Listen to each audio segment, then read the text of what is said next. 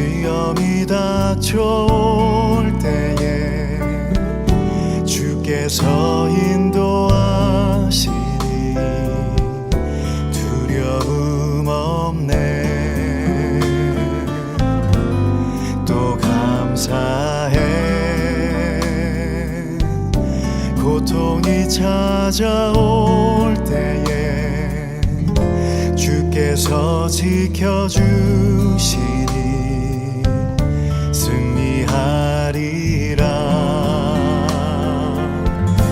나의 모든 생활 속에서 주님이 함께 하시니 주님의 성령 나를 인도하시리.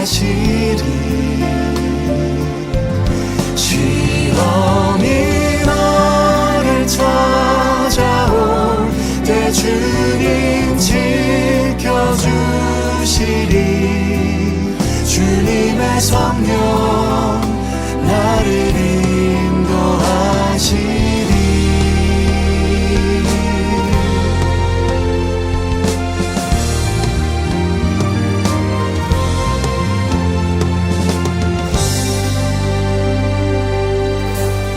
또 감사해. 고통이 찾아올 때에 주께서 지켜주시니 승리하리라. 나의 모든 생활 속에서 주님이 함께 하시니 주님의 성령 나를 인도하시리. 시험이 너를 찾아올 때 주님 지켜주시니 주님의 성령 나를 인도하시리. 나의 모든 생활 속에서 주님이 함께 하시니 주님의 성령 나를 인도하시리. 시험이 너를 찾아올 때 주님 지켜주시니 주님의 성령 나를 인도하시니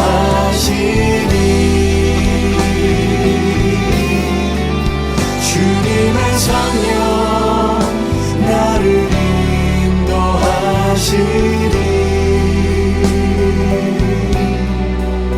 주님의 성령 나를 인도하시리.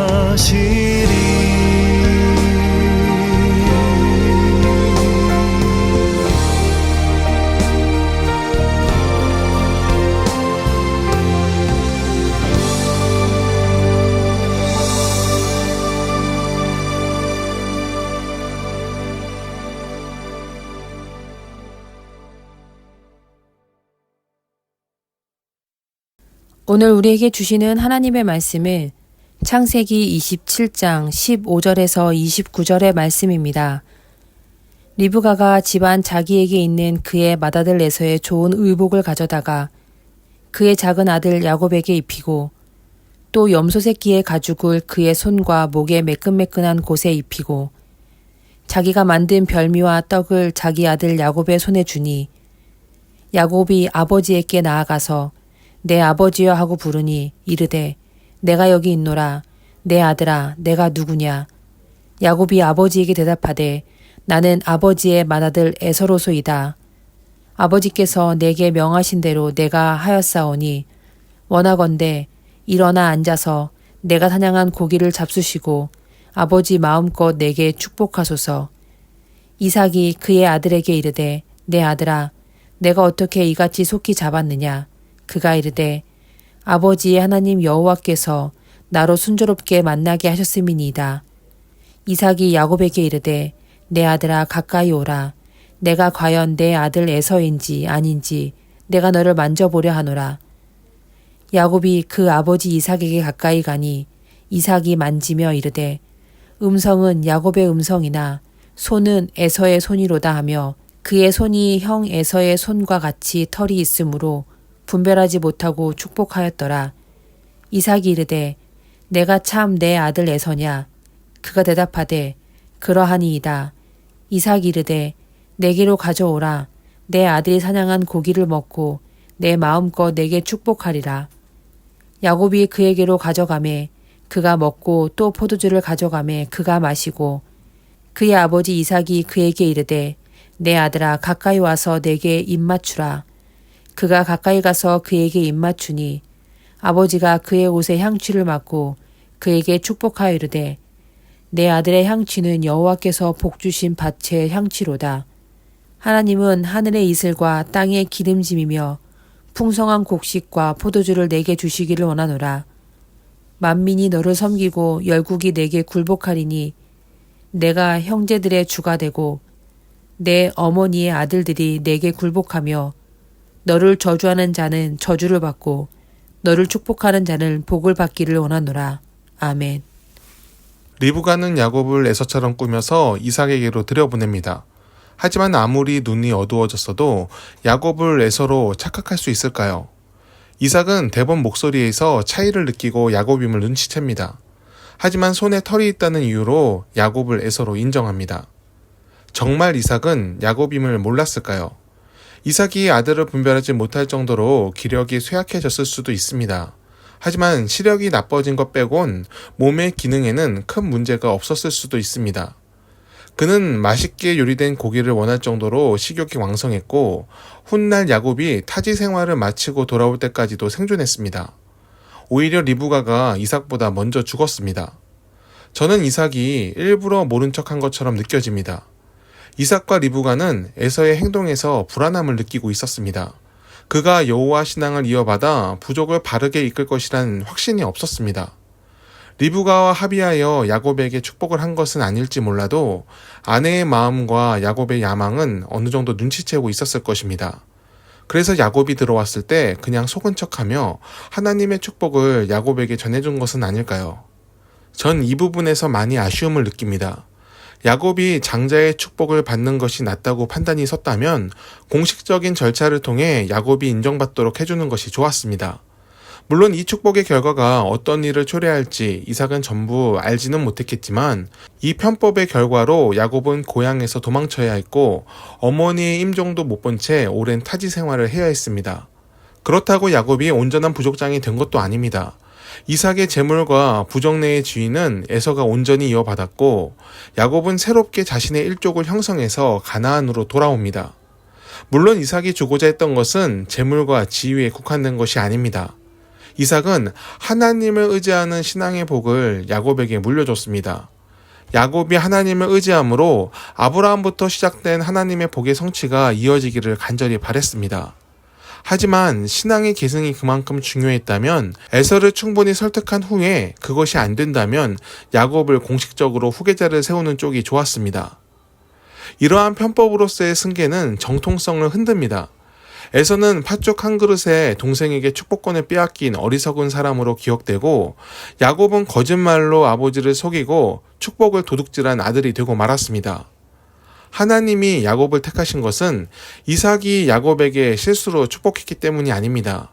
하나님은 그 복주실 자를 직접 선택하십니다. 비록 깨진 그릇 같은 야곱이지만 하나님은 그를 통해 아브라함의 복이 흘러가도록 결정하셨습니다. 이삭과 리브가가 진정 신앙의 단절을 염려해서 야곱을 택한 것이라면 그들은 먼저 하나님의 뜻이 누구에게 있는지 분별하며 그 뜻을 아들들에게 설명하고 부족장의 뒤를 잇도록 해야 했습니다. 에서가 쉽게 승복하지 않았을 수도 있고 야곱이 팥죽으로 산 장자권을 주장하며 분쟁을 만들 수도 있었습니다. 하지만 공식적으로 공평하고 합리적인 방법을 통해 후계자를 정했다면 갈등의 수습이 더 쉬웠을 것입니다. 오늘날 우리 세상에서도 이러한 편법이 기승을 부리고 있습니다. 결과만 중요시하는 세상에서 거짓을 무기 삼는 사람도 많습니다. 하지만 거짓은 좋은 결과를 만들지 못합니다. 오히려 상황을 더 어렵게 만들고 앞길에 장애로 남습니다. 고난은 사람을 강하게 만들지만 모든 고난이 그런 것은 아닙니다. 거짓과 부정으로 얻은 고난은 우리의 인생이 좌초할 위기가 됩니다. 정직과 진실함은 하나님이 우리에게 알려주신 삶을 사는 방법입니다. 비록 삶의 모든 순간에 좋은 선택을 못하고 실수도 하고 넘어짐도 있고 잘못된 선택을 할 수도 있겠지만 무엇이 옳은 길인지 정확히 알고 놓치지 않길 바랍니다. 옳은 길을 분별하는 사람은 실수를 돌이켜 온전함을 회복할 수 있습니다. 그러한 회복을 바라는 마음이 우리에게 있다면 그것이 하나님이 우리를 기억하시고 복을 부으시는 이유가 될 것입니다. 기도하겠습니다. 온전한 모습으로 인생의 길을 걷길 원합니다. 거짓과 탐욕으로 삶을 망가뜨리지 않게 하시고 정직과 진실함으로 삶을 마주하게 하옵소서. 세상은 결과로 사람을 평가하려 하지만 하나님은 과정으로 사람을 보심을 기억하며 하나님의 기쁨이 되는 인생을 살게 하옵소서. 거짓은 결국 드러나고 순전한 삶을 산 이들이 높임을 받음을 믿습니다. 오늘을 하나님의 사람으로 순전하게 살게 하옵소서. 예수님의 이름으로 기도드립니다. 아멘. 함께 오늘 말씀을 묵상하며 기도하길 원합니다. 추수감사절을 그저 절기로만 생각하지 않게 하시고 하나님께서 함께 하시며 이끄시며 열매 맺게 하셔서 우리가 누리고 있는 것을 감사하게 하옵소서. 사사기 때처럼 사람이 스스로 옳다 하는 대로 주장하며 진리의 길을 분별하지 못하는 시대를 살고 있습니다. 진리이신 하나님을 만나 우리가 마땅히 가야 하고 지켜야 하는 길을 보이소서. 세상에서 억울한 눈물을 흘리는 사람을 위로하소서. 안 좋은 상황에 놓여 소망을 잃어가는 사람들을 생각하소서. 그 눈물을 닦아주시고 다시 일으켜 주옵소서.